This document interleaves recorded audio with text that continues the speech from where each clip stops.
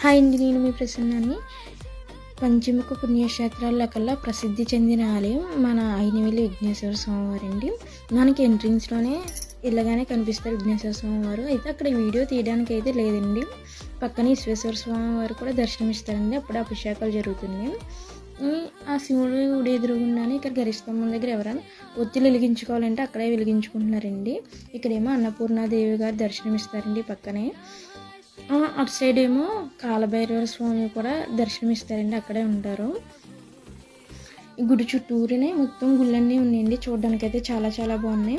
ఈ పక్కనే చెట్టు ఉంది. చెట్టు దగ్గర కూడా ఎవరైనా ఒత్తులు కావాలితే వెలిగించుకుంటున్నారు. చెట్టుకి ఎవరైనా కోరికలు ఏమన్నా ఉంటే చెట్టుకి చీటీలు రాసి